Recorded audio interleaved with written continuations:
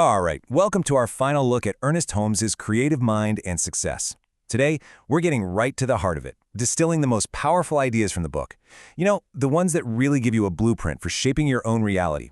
So, let's jump in. So, let's kick things off with a really big question. I want you to forget about your job title for a second, forget your daily responsibilities, who you think you report to. Just ask yourself this. What if the real boss in your life, the one calling all the shots, making all the big decisions, is actually just your most dominant thought? So here's what you're going to walk away with today. First, we'll nail down the single biggest principle that really governs attraction.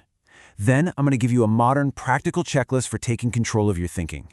And we'll wrap it all up with a super simple 3-minute exercise you can use anytime, anywhere to just reset your mind.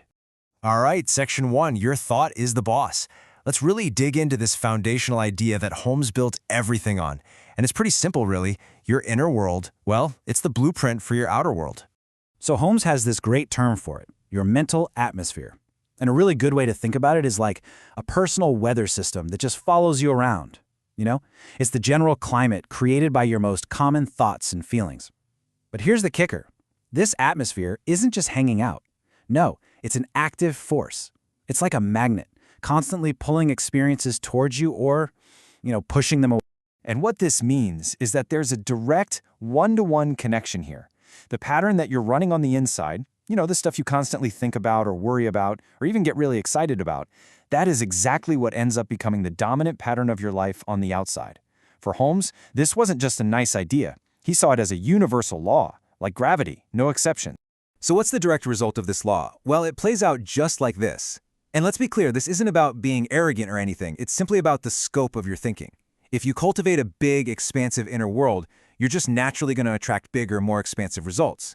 But on the flip side, if your thinking is kind of small and constricted, well, your life experiences are probably going to match that limited scale. Okay, Section 2, the Great Attraction Principle. So you might be wondering, how does this mental atmosphere thing actually work? Well, that brings us right to the principle of attraction. This quote from Holmes really just says it all, doesn't it? He will attract to himself what he thinks most about. I mean, it's that simple.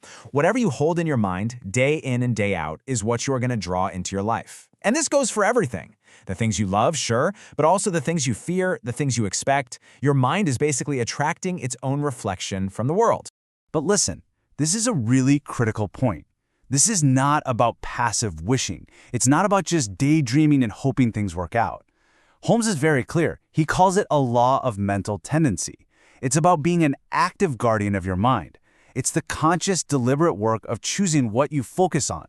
And when you do that, you create this mental current, this tendency that literally starts to pull your desired reality right to you. Okay, so if this thing is a law, how do we actually use it?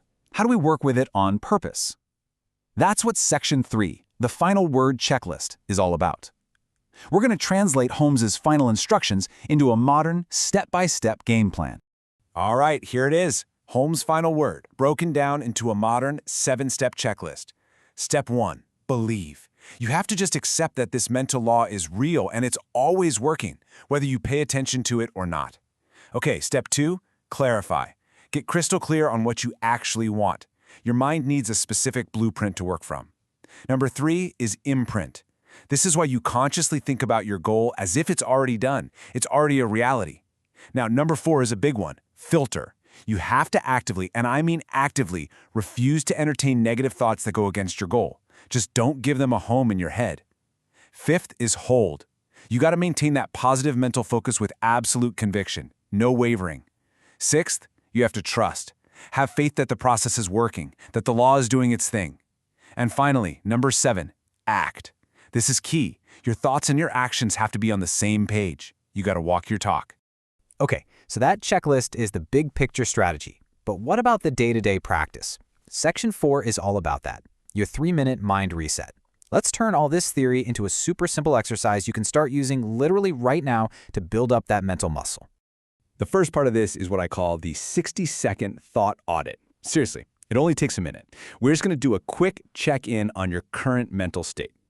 So I want you to do this with me right now. Just pause, take a deep breath, and ask yourself, what am I actually thinking and feeling in this very moment? And be honest with yourself. Is your mental weather clear and sunny right now?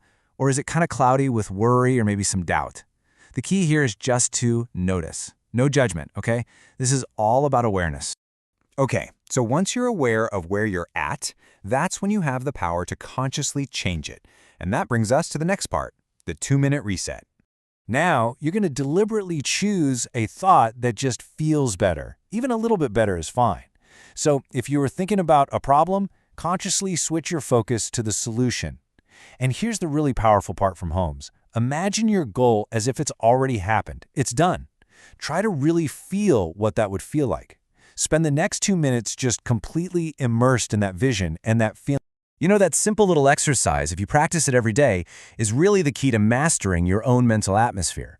All right, let's move into our recap and figure out the next step. It's time to bring it all home.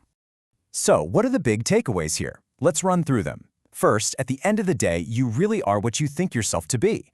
Second, that mental atmosphere we talked about, that's what decides what you attract into your life. Third, and this is so empowering, you can literally govern your own destiny just by learning to control your thoughts. Fourth, make sure you use that 7-step checklist to aim your mental power where you want it to go. And last but not least, practice that 3-minute reset. It's how you build that essential mental discipline. You know, Holmes' final word isn't really a command. It's a message of empowerment. It basically says that the primary creative force in the entire universe has been placed squarely in your hands. And it takes the form of your own thought.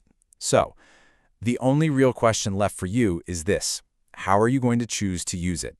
Hey, if you found this whole series useful and want a refresher, you can find all the explainers in our full Creative Mind and Success playlist.